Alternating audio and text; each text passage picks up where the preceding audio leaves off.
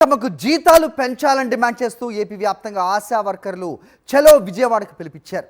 ఈ క్రమంలో రాజమండ్రి నుంచి విజయవాడకు వెళ్తున్న ఆశా వర్కర్లను రైల్వే స్టేషన్లో పోలీసులు అదుపులోకి తీసుకున్నారు. వారి పేర్లు, ఫోన్ నంబర్స్ను నమోదు చేసుకున్నారు. తమకు జీతాలు పెంచాలని డిమాండ్ చేస్తున్నారు ఆశా వర్కర్లు. ఏపీ వ్యాప్తంగా కూడా చలో విజయవాడకు పిలిపించారు. ఈ క్రమంలో రాష్ట్రం నలుమూలల నుంచి ఆశా వర్కర్లు భారీగా విజయవాడలోని ధర్నా చౌక్కు చేరుకున్నారు. ఎండను సైతం లెక్క చేయకుండా రోడ్డు మీదే కార్పెట్లపై కూర్చొని వారంతా ధర్నాలో పాల్గొన్నారు. కాగా ఆశా వర్కర్ల కదలికలను పోలీసులు డ్రోన్లు, ఇంటెలిజెన్స్ టీమ్స్ ద్వారా ఎప్పటికప్పుడు పర్యవేక్షిస్తున్నారు. అలాగే ధర్నా చౌక్ వద్ద ఆర్మ్ రిజర్వ్డ్, అలాగే సివిల్, ర్యాపిడ్ యాక్షన్ టీమ్స్ కూడా భారీగా మోహరించారు. ధర్నాకు దాదాపు 10,000 మంది ఆశా వర్కర్లు హాజరయ్యే అవకాశం ఉందని యూనియన్ నాయకులు అంచనా వేస్తున్నారు. ధర్నా చౌక్ ప్రాంతంలో ఏడీసీపీ, అలాగే ఏఎస్పీ, 3 డీఎస్పీలు, అలాగే 4 సిఐలు బందోబస్తు నిర్వహిస్తున్నారు.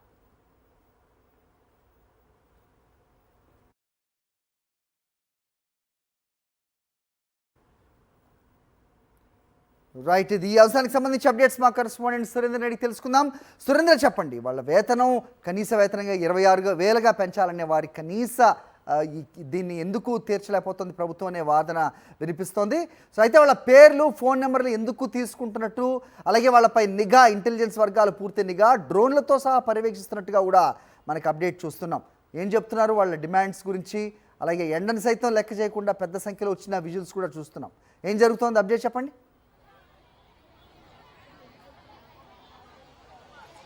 ఆశా వర్కర్లు చలో విజయవాడకు పిలిపించారు. రాష్ట్ర వ్యాప్తంగా దాదాపు 10,000 మంది ఈ రోజు విజయవాడకు చేరుకుపోతున్నారు. వాళ్ళ ప్రధాన డిమాండ్ ఏంటంటే కనీస వేతనం 26,000 రూపాయలు ఇవ్వాలనేది వాళ్ళ ప్రధాన డిమాండ్. గతంలో కూడా వాళ్ళు సమ్మె చేశారు. ఆ సందర్భంలో ప్రభుత్వం వచ్చిన తర్వాత వాళ్ళకి కనీస వేతనం అమలు చేస్తామంటూ గత ప్రభుత్వం హామీ ఇచ్చింది. అది కూడా ఈ ప్రభుత్వం, ఎప్పుడైతే ఈ ప్రభుత్వం ప్రతిపక్షంలో ఉన్నప్పుడు టీడీపీ నేతలు ప్రతి టెంట్ దగ్గరికి వెళ్లారు. మేము అధికారంలోకి వచ్చిన 6 నెలల్లోనే కనీస వేతనం అమలు చేస్తామంటూ హామీ ఇచ్చిన పరిస్థితి. కానీ అధికారం చేపట్టిన తర్వాత పూర్తిగా ఆశా వర్కర్లని గాలి కొదిలేశారు. ఈ రోజు విజయవాడలో చలో ధర్నాకు పిలిపిస్తున్న నేపథ్యంలో కూడా ఎక్కడికక్కడ అరెస్టులు చేస్తున్న పరిస్థితి, హౌస్ అరెస్టులు చేస్తున్న పరిస్థితి, పూర్తిగా డ్రోన్ నిఘాలో పెట్టిన పరిస్థితి కూడా కనిపిస్తుంది. మనం చూస్తే పూర్తిగా ఎండ మనం చూడొచ్చు, పెద్ద ఎత్తున ఎండ ఉన్న పరిస్థితి. ఇక్కడ కూడా చాలా ఇబ్బంది పడుతున్నారు. ఎండని సైతం లెక్క చేయకుండా ఆశా వర్కర్లంతా కూడా విజయవాడ చేరుకున్నారు.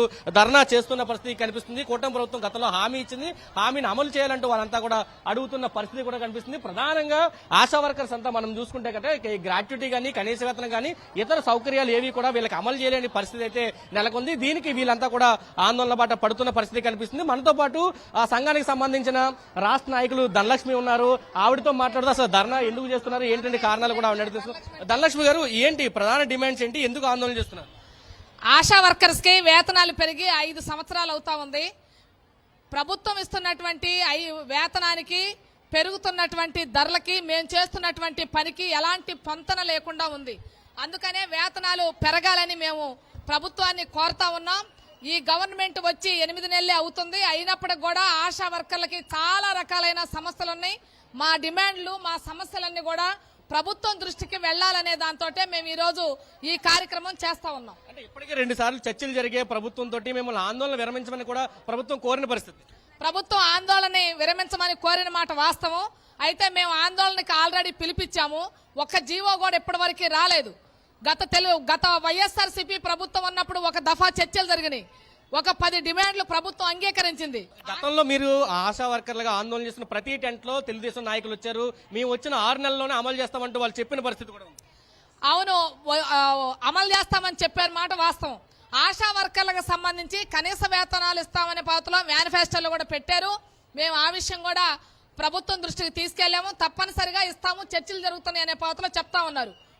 మేము కోరేది ఏంటంటే ఈ ప్రభుత్వాన్ని, ఆశా వర్కర్లకి ఈరోజు సెలవులు లేవు, మెడికల్ లీవులు లేవు, ఆదివారాలు సెలవులు లేవు, పండగల సెలవులు లేవు. గర్భవతిగా ఉంటే ఆమెకి మెటర్నిటీ లీవ్ ఇచ్చే పరిస్థితిలో లేదు ఈరోజు రాష్ట్ర ప్రభుత్వం. అది ఆశా వర్కర్ల నిరసనకి సంబంధించిన అప్డేట్స్ మనం చూస్తూ ఉన్నాం. గత ప్రభుత్వంలో 11కు మేర డిమాండ్స్ ఉంటే దాదాపు 10 డిమాండ్స్ను అప్పుడు ప్రభుత్వం అంగీకరించింది. ఈలోపే ప్రభుత్వం మారిన పరిస్థితి. అయితే అప్పట్లో ఇప్పుడు ప్రస్తుతం అధికారంలో ఉన్న టీడీపీ ప్రతిపక్ష పార్టీగా రానున్న కాలంలో ప్రభుత్వం ఏర్పాటు కాగానే మొత్తం మీ డిమాండ్స్ అన్ని 6 నెలల లోపే తీరుస్తామని హామీ ఇచ్చిన నేపథ్యం. అయితే ప్రస్తుతం సూపర్ 6 హామీల లాగానే ఇచ్చిన ప్రతి హామీని తుంగలో తొక్కుతున్న కూటమి ప్రభుత్వం ఆశా వర్కర్లకు కూడా మొండి చెయ్యి చూపించిన పరిస్థితి మనం చూస్తున్నాం.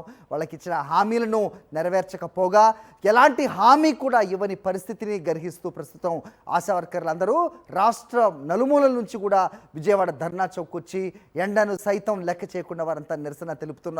మా కనీస వేతనం 26,000 రూపాయలు ఇవ్వాలంటూ, మాకు వస్తున్న జీతానికి మేము పడుతున్న శ్రమకి పొంతన లేని పరిస్థితిని వాళ్ళందరూ కూడా ఎత్తి చూపిస్తూ ఉన్నారు. ప్రభుత్వం వెంటనే స్పందించి తమ డిమాండ్ని నెరవేర్చాలంటూ, లేదంటే నిరసనను ఉధృతం చేస్తామని కూడా వాళ్ళందరూ కూడా మాట్లాడుతున్న పరిస్థితి మనం చూస్తున్నాం. అయితే ఇంత పెద్ద ఎత్తున ఇంత పెద్ద సంఖ్యలో మహిళలందరూ వచ్చినా ప్రభుత్వం తరపున ఒక్కరు కూడా ప్రతినిధిగా అయినా వచ్చి వాళ్ళ మాట ఏంటో వినే ప్రయత్నం కూడా చేయకపోవటాన్ని మాత్రం అంతటా కూడా విమర్శిస్తున్న పరిస్థితి మనం చూస్తూ ఉన్నాం.